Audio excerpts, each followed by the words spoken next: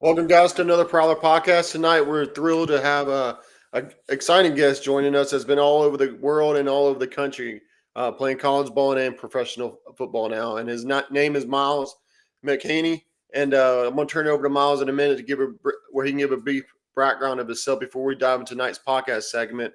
But he brings extensive knowledge in the sports world, all the way from playing down in Brazil to playing here in the UFL, which is a growing league, as we all know. And also brings a vast knowledge in the transfer portal, with transferring 3 times and also transferring once during COVID. So without further ado, I'm going to turn it over to Myles as he introduces himself and shares a little bit more about himself. How y'all doing? My name is Myles McHaney. I'm 25 years old. I'm from the Metro Detroit area. My first school out of high school was Youngstown State. I was originally recruited by Coach Bo Pelini, who has once coached at, with the San Francisco 49ers, Green Bay, New England Patriots. He brought me to Youngstown. That speaks to the caliber, the quality of coaches that were recruiting me at a young age. So, he saw my abilities and brought me into Youngstown. The pandemic hit, things changed, a lot of stuff was going on during this time. I ended up transferring to Upper Iowa, a D2 school. Coach Patrick Hill brought me to Upper Iowa, who is now, I believe, the assistant outside linebackers coach with the Minnesota Vikings. So he brought me to Upper Iowa. That's how I ended up there. That helped me develop, being in that place that was kind of isolated out there on my own. And Coach Hill brought me to that spot. So I'm forever thankful for him. He spoke the word of the Lord every day. And I'm very thankful I was able to be there. I ended up graduating with my bachelor's in criminal justice. From there, Prairie View called. I put my name in the transfer portal again. PV called. I prayed to God. I always wanted to go down south and play football one day. So I looked at this as my opportunity. So Coach Bubba McDowell, who also played in the NFL, he was with the Carolina Panthers and the Houston Oilers. He brought me down to Prairie View. This is another NFL caliber guy who signed me with Prairie View. I was there for 2 years. I ended up graduating with my master's degree in juvenile justice. Education is something that lasts forever, lasts a lifetime. So that's kind of like a little bit about my college journey. From there, I was signed to a team in Brazil, Team Galo, in the BFA League, the Brazilian Football Association. I got an opportunity to spend 5 months with Coach Johnny Mitchell, a first-round draft pick in 1992 to the New York Jets, tight end from Nebraska. So we spent 5 months together, breakfast, lunch, and dinner. This was my mentor during this time, so he kind of helped me get me on the right track. He led me. He showed me what to do. He changed my life. He really saved me, to be honest with you. Really doing God's work, and I call him every day. I just spoke to him every day today. And yeah, coming back from Brazil, UFL called, and the Memphis Showboats gave me opportunity. You know, being in that professional environment is different. You know what I'm saying? This is my first time really there. I just came from Brazil. It's different. Everything from the meetings to the practice time to how you eat, when you eat, how you doing, what you're doing. Everything is different. I'm playing international ball. I'm overseas. I'm like a 12-hour flight away, 14 hours, something along those lines. um so football in America is a full-time job. You know what I'm saying? This is a commitment. This is your lifestyle. This is what you do. You eat, sleep, and breathe. You have to be really committed, and you can't just show up when you want to. You have to show up every day, even when you don't feel like it. So that's probably the biggest difference from America to Brazil. This is a real lifestyle. Sometime over there, there's some great players in Brazil. Don't get me wrong. This is like a highly competitive game. My team made it to the championship. We went 8-1. We lost in the championship. Unfortunately, I kind of want to go back to Brazil and redeem myself a little bit. We'll see what happens this upcoming season with UFL, NFL, maybe NFL practice squad. Something give me an opportunity to showcase my abilities. But yeah, part of me want to go back and redeem and get that ring, but we'll see. We'll see what's going on in the near future. So that's a quick little rundown. For sure. Definitely always want to go get that redemption to complete what you're, started on your journey. But you talk about playing for Bo Pelini, man. That's borderline a Hall of Fame coach. He won a ring down at LSU as a DC back in '05, and then he went and became the head coach of Nebraska. Wasn't the most fantastic time there, but he did lead them to a very successful season. I mean, he's got a record as a head coach of 155, so it's pretty remarkable. So before we dive into tonight's kind of Q&A style podcast, just kind of tell people what kind of person Bo Pelini was, man. Bo Pelini was very sharp and particular. You know what I'm saying? He liked things his way. Youngstown Yep. had their style and the way things are done. And if it's not done correctly, he's gonna tell you. He's not afraid to tell you. So there's a certain way to win, and there's a certain culture behind winning. And Coach Bo believed in that. Doing things a certain way. The teams wearing the same colors, same shoes, same socks. Being on time, being early, and even something as small as when you line up on the line, you're in a ready stance. We're in a ready athletic position. So very particular, you know what I'm saying? And that took him a long way. As his career speaks for itself. Yeah, no, for sure. But you, jump into tonight's podcast. It's going to be more like a Q&A style. We're going to ask questions to Myles, and then he's going to give his feedback on it. But, Myles, you've had a journey that's taken you from high school football in Metro Detroit to multiple college programs, which is remarkable, period, to see that. And then the NFL overseas in Brazil and even the UFL. So we're going to kind of unpack that all for everybody that's listening and that will listen later on. But, first topic is recruiting and early career. When you were coming out of, I can't even say your high school, man, so you're going to have to help me out with it. Is it Lance Cruz North. Lands Cruise North? What was the biggest factor in choosing Youngstown State, and how did playing for Bo Pelini, which we just discussed, shape your early development? Yeah. Playing for Youngstown is what I needed. I needed that structure. I needed that foundation. I needed that guidance. That things are done this way and this is how we do it. It gives you, it helps mold you, it builds you. And that's what I needed coming out of high school. I needed that structure. 18-year-old, 19-year-old kid coming out of high school, you're on your own, you have a car, you're on scholarship, you're by yourself for the first time away from your family. That structure is what you need. And that's really what Youngstown was able to install into me. And I needed that. So I'm thankful for that. Yeah, no, for sure. Structure is always crucial early on in your career. It can ultimately turn you into who you are. As we see nowadays, a lot of players are following money more so than what kind of legacy can they build. Right.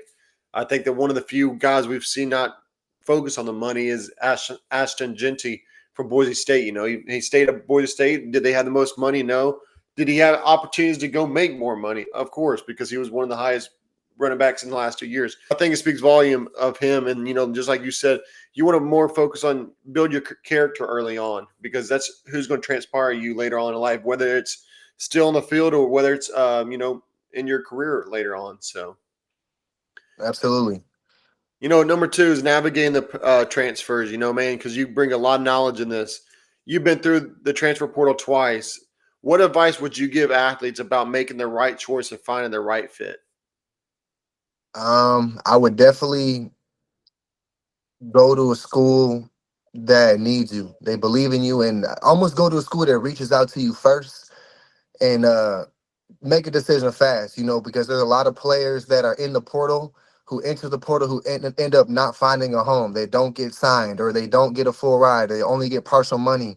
So I would definitely go to the first organization or institution that believes in you. Don't wait around. There's a million people that want to play football. There's ball players in every state, city, and you have to take that into consideration, why you're doing this. You know what I'm saying? Why you're gambling with your scholarship money, why you enter the portal, you have to think about that. So, yeah, definitely go with who believes in you off the bat. Yeah. And another point I like to point out to athletes is if you're thinking about entering the portal and coaches have not reached out to you before you hit the portal, especially nowadays, you need to reconsider before you jump in the portal, because once you jump in, sometimes your coach that you're playing for currently won't take you back. That's true. So That's true. I think a lot of players need to realize that, because a lot like to jump the gun. That they see their buddy that got a transfer from let's say from Youngstown State to LSU. He thinks he can make that big jump too. It's not always how that works. You gotta have some stats to back it up normally too. That's very true. And after my season at Youngstown, I knew I had a good season. I had quality tape. I made some big plays, some sacks, some big hits. So I was graduating. I had 2 years of eligibility left at this time. So I was like, I'm gonna better myself. Um, on top of that, the school I was at did not have a master's degree program in criminal justice. So that was another reason why I was able to enter my name into the portal. Kind of an academic issue as well. I was able to. They didn't have a master's degree program, so I have to take my talents elsewhere. Simple. So after that, Prairie View called, and that was my second transfer. That was the first school. In Texas. I've always wanted to go down south. I prayed to God. Can I go to a school down south in a hot weather state? I'm from Michigan. It snows most of the year here. It's cold, so I always wanted to be somewhere where it's hot, it's sunny, and so I looked at this as my opportunity to go. So, Prairie View called, I committed, man, and there was a quality Coach Bubba McDowell, played with the Carolina Panthers, played with the Houston Oilers, and he signed me ultimately. So that's a great name, and I took my talents to Texas. Yeah, going from that winter cold in Detroit to that summer heat in Texas is no joke, though. Oh, it's real, man. Like I had to adjust. It took me a while to adjust. Like almost 2 gallons of water a day. Yep. Lots of fruit, lots of food. If you're not prepared properly, like that heat will wear you down. Oh No yeah. joke.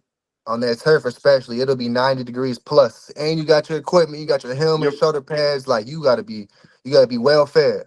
Yep. Yep. No, that's no lie. When I was in college, when we played in Texas, we hated it because it's a different heat. Our heat's more humid in the southeast. When you go to Texas, it's more that dry heat, and it's just going to bake you during the summer on that turf. So, just Man, it's gonna get you. so number three is earning. You kind of touched on it a minute ago. Earning degrees while playing, and this is a crucial topic because a lot of players don't think earning degrees is as crucial as it should be. But you completed both your bachelor's and master's degrees while playing. How were you able to balance that? And what role has education played in your athletic career? You say?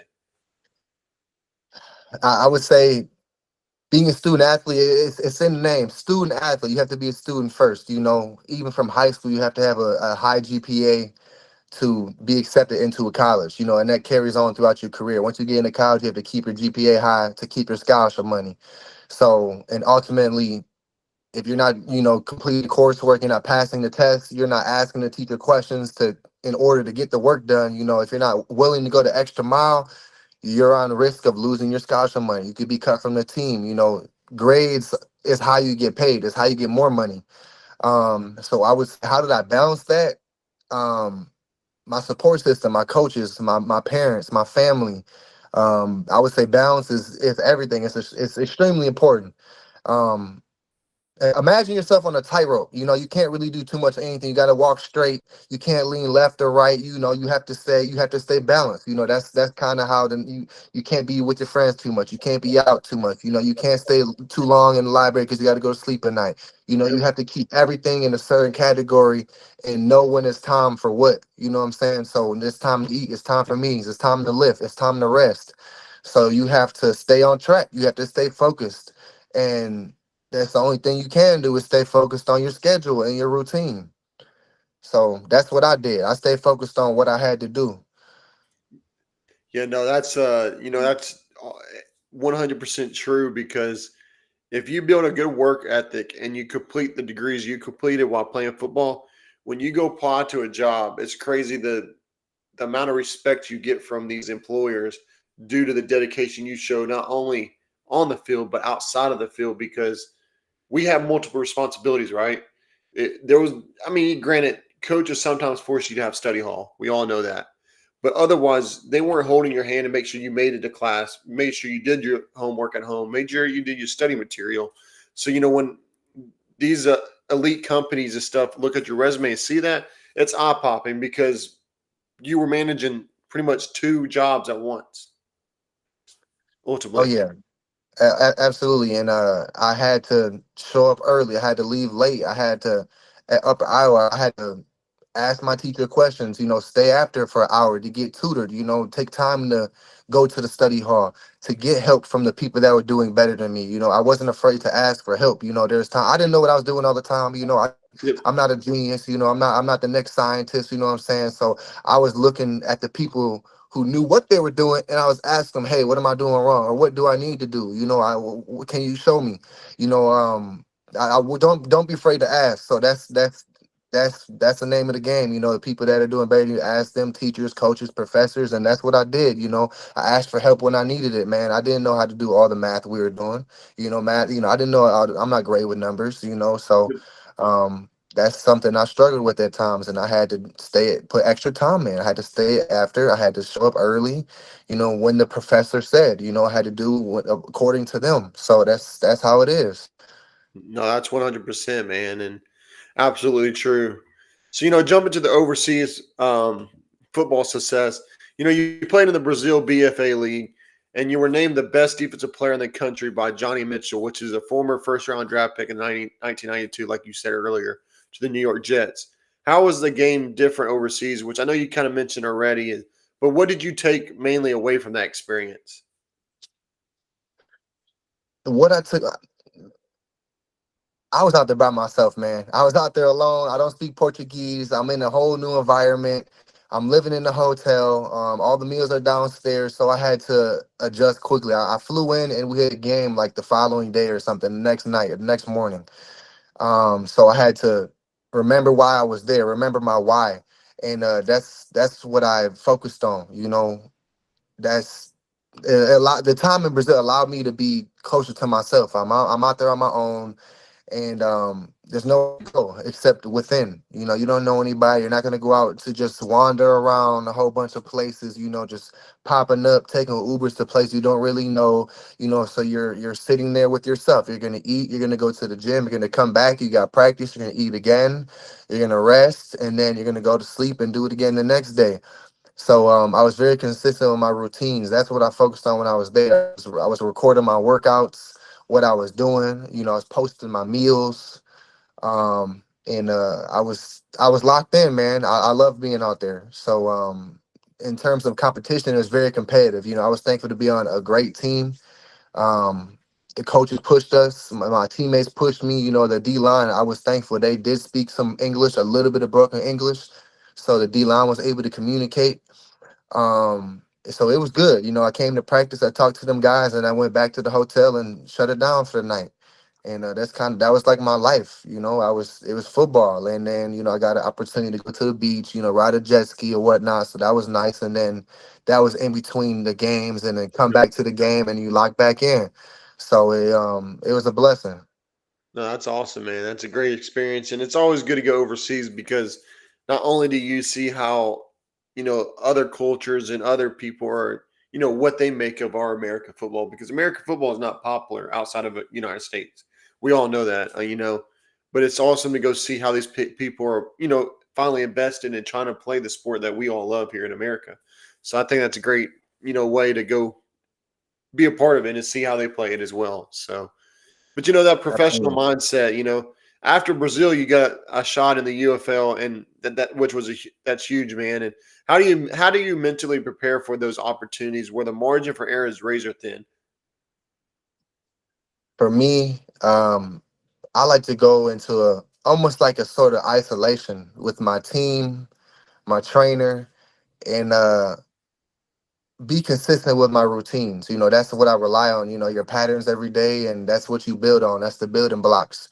So you do a little bit more every day. And if I can do that and then eliminate distractions, people, places, and things, if I can just focus on what I'm doing, that's when I start packing on the weight, going from 235 to 236, 236 to 237, 237 to 240, because I'm just building. So I like to be in a place that I can focus with the team, the trainer, the coach, and that's what I like to do to get prepared for an environment such as the UFL or NFL. Everybody's not able to do that, but if you can get into a place where you can just lock in and imagine yourself doing what you're supposed to be doing, that's going to put you right where you need to be. So I would do that. Next time my next shot, next opportunity I get, I'm gonna make sure that mentally that I'm in the best place mentally to perform adequately, do what's asked of me. So I know it's coming. I'm ready. I've been working, eating right, taking care of my body. Um, yeah, those situations, those environments, man, you got to be locked into the fullest. And No, there's zero room for error. yep, no, there is absolutely, especially when you get to that level. We see the biggest of players fall off the map quick because they don't take it serious. Yep, Prime example of a guy that we all thought coming out of college was going to be the spotlight, Johnny Manziel.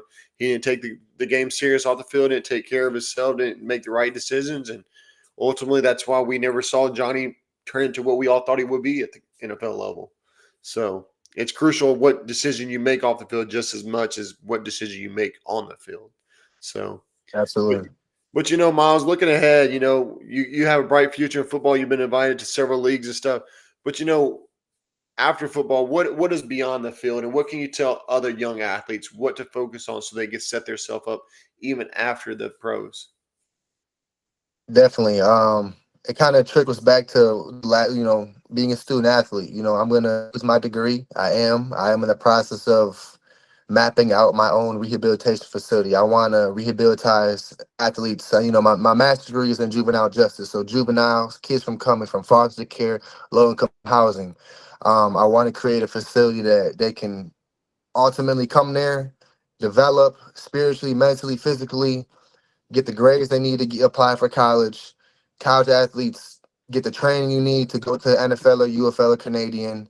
And then we're also going to have, the nutritionists, therapists, considering these kids are coming from low income housing, broken homes. They're going to need some type of mental health therapy. There are probably some things that they're going through that they don't speak about. So really a place that I can just develop the person 360, put them in the best light in the same way that my coaches, teammates, mentors have helped me and poured into me and spoke life into me.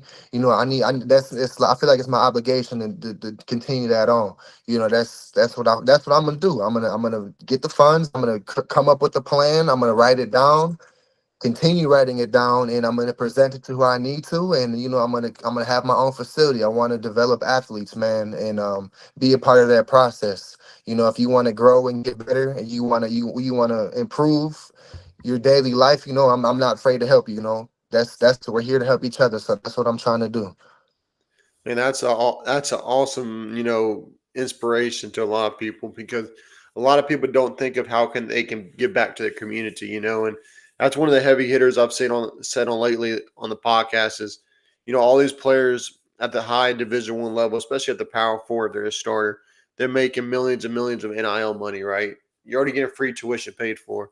And a lot of players are not, they don't realize where they came from or give back to where they came from because you can make a lasting impact in your community of where you struggled to get out of where you were at.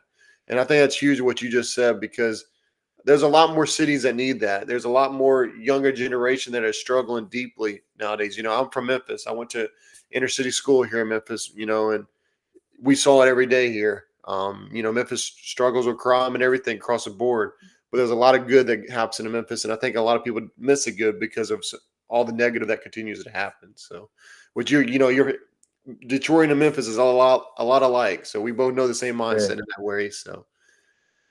But jumping absolutely. into something a little bit brighter, and we changed up the Prowler spotlight each week. But this week we're going to talk about the 2025 FCS football season. You played in the FCS for a while, but this year's kind of a coin toss on who's going to win it. But with the teams that everybody's kind of talking about right now to be the predicted champion, you got North Dakota State that's always up there, Montana State, Incarnate Word, South Dakota State, Tarleton State, South Dakota, UC Davis, and Illinois State. Which one do you think is going to be the actual one out of that group that could possibly win it? North Dakota State was the name that jumped out at me off the bat. North Dakota State, they got a legacy, a tradition of being tough, hard to beat. Head down, let's get to work. And yeah, I'm gonna say North Dakota. Incarnate Word is in there. We played them, but I'm gonna say those two. Yeah, no, North Dakota State's always a tough battle, but I mean, I can't lie. Montana State got there last year, got beat by North Dakota State, and they're bringing a lot of people back. I don't know. Montana State is going to be a tough outing this year for sure. But the name that I was surprised I was receiving favoritism as one of the top teams is UC Davis. UC Davis has not been that good lately, but they're definitely in the top running. But you got a lot of other schools that always pop off and make an impact that you don't expect. You always got that underdog team and those teams that have something to improve. So, that out of the rest of the teams with Tennessee Tech, Villanova, Southern Utah, Montana, San Diego, Northern Arizona, Stephen F. Austin, Idaho, Stony Brook, Lehigh, Duquesne, Mercer, Monmouth, Harvard, Southern Illinois, and Rhode Island. Which one or which Man, two out of there you think can make a run and make some noise? Villanova's up there. Um, I think Mercer just had there's a couple of explosive athletes that I'm familiar with that are there or have been there. I'm gonna say Villanova. I'm gonna stick with Villanova. They're always traditionally strong powerhouse. My teammate CJ Presley is from Villanova.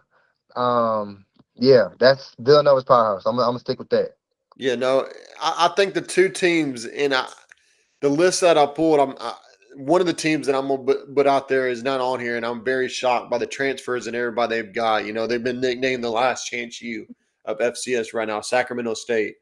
I'm Yep. sorry, but if they can get the chemistry on another level, they will win the championship. They will Okay. win it. I see it. I see it. So it's all going to matter on how the chemistry comes together. But Sacramento State has got a chance. But now the team that I think has got the most to prove on is Northern Arizona. There was a lot of hype around them last year coming out of the Big Sky Conference. They kind of fumbled it away, but they brought back the same team, and I think they'll have a big impact this year as well in that side of the western side. So. But I want to leave the playoffs to this because I truly do not get it, especially with a Jackson State team that is ranked number 14 in the preseason poll, and you played for a SWAC team. Why do you think the SWAC schools or the SWAC conference will not allow those schools to play in the FCS playoffs?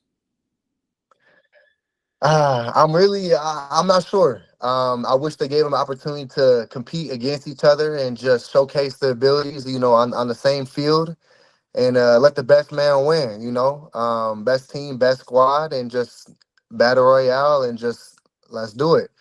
Maybe in the near future that would that would happen. We can schedule that, and that would be great to see. I'm sure the fans that would be a great money move. Revenue would be through the roof. You know what I'm saying? I'm sure that the audience would be lots of clicks, and you know what I'm saying. So that's something that if they want to trend in that direction, I think that would be great. Yeah, and I think if they want to change and a lot of show the impact and how much growth these HBCU schools has made, because Jackson State, ever since Dion's left, we all thought the wheels would come off. Well, it hasn't. They've stayed course and they've built a pretty consistent team. Then this year there's a lot of hype around that they'll go undefeated. So I just wish they would bust down that barrier. because I would have loved to see Shadur and Travis Hunter compete in the FCS playoffs that year. I Oh think it would yeah, have been that. remarkable, you know. Yep, I remember Jackson State put Prairie View out. That was the year before I got there, where it's the whole running back trend of social media. I came there in 2022. I think that was 2021 when I think that PV lost in the SWAC championship or something. Jackson State Yeah. went on to play, but that would have been that would be great to see, man. That Travis Hunter, Shador live on, that would be awesome. Yep. No. No. Exactly, man. And there's always a lot of great talent that come out of there. You know, one of the biggest receivers that's a Hall of Fame receiver now, Jerry Rice. People don't realize where he came from. Hey, Came from Mississippi Valley State. yep, that's true. How you start, how you finish, it all matters. But at the end of the day, if you're getting it done, you're getting it done. It don't matter where you come from. So You know, it does not. So, wrapping up tonight's podcast, man, we always finish it with a question for the guest, and everybody's more than welcome to go vote for this on our YouTube channel as well, and it'll also be attached in the comments afterwards after we post this. But the question for today is, why do you think?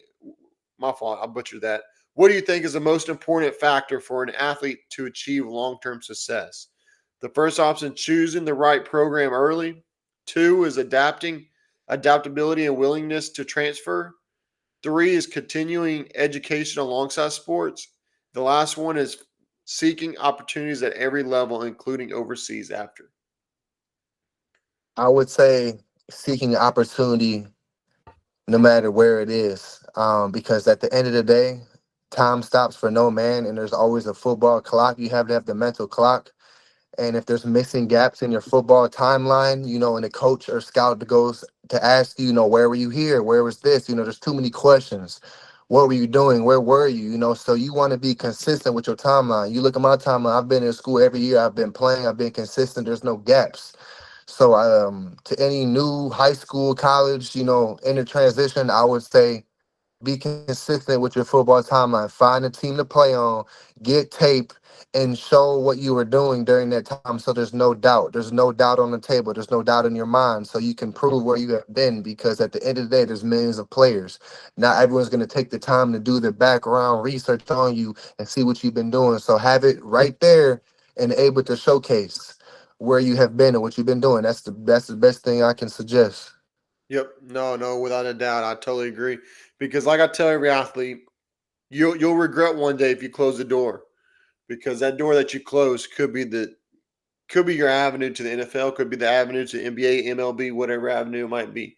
You never know what door that could be. So don't ever close the door until you seek it. Yep. That's absolutely, man. Because I remember I got the call from Brazil, opportunity to go to Brazil, and they told me off the bat, it's not about the money. You're not going to get paid a lot. You're not going to come home with that much. And I didn't come home with anything. It was about the opportunity to continue playing football at a professional level, and that's what Brazil did for me. I went there to play ball and to keep playing, not to make money, not to do this or do that, to play ball, and that was it. And I wanted to play regardless of where it was at. And if I had to go to Brazil to continue playing right after college, it wasn't the NFL, it wasn't Canadian, it wasn't the UFL. It happened to be in Brazil, and I was happy with that because I knew I wanted to be on the field, and I was willing to go wherever for that. And that's where God took me, so that's why I showed up. No, that's awesome, man. And it's exact reason, testimony to why athletes should never close that door. Because look, you went down there, balled out, and then you got a call from the UFL. Yep, So yep, that's awesome, that's man. So going to the tonight's weekly quote is we always pull a quote from a former player and try to relate it to tonight's podcast material. Which tonight's podcast quote is from a former UT Chat football player, which is FCS school Terrell Owens, and he said, "If you align expectations with reality, you will never be disappointed."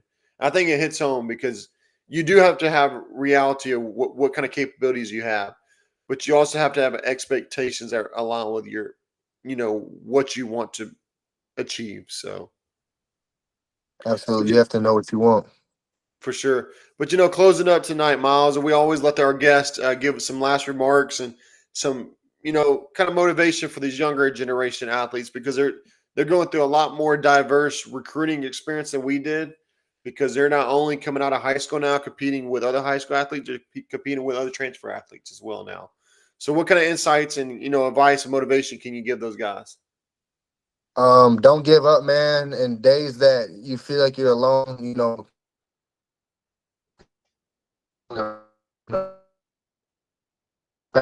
other college athletes who take the game serious, they take the process serious, because your lifestyle and what you do every day, it matters. It's very important. Energy doesn't lie. And just put yourself in the right spot to be seen and recognized, and just take every day seriously. And remember, everybody doesn't think the way that you do. They don't have the same mindset, and everybody necessarily doesn't care about what you got going on.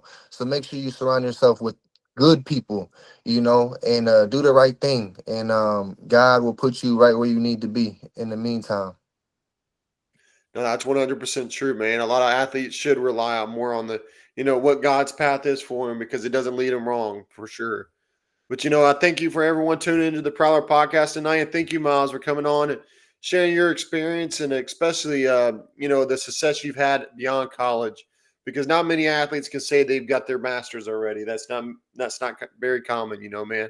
So Yep. congratulations on that for sure, and keep building that legacy as you are. But we're always beyond excited to continue expanding everyone's knowledge of our platform and to partner with those who are truly serious about taking their game to the next level. So, as always, stay connected, stay driven, and keep pushing towards your dreams, guys, because we cannot wait to see what's next. Until next time, guys, Prowler up.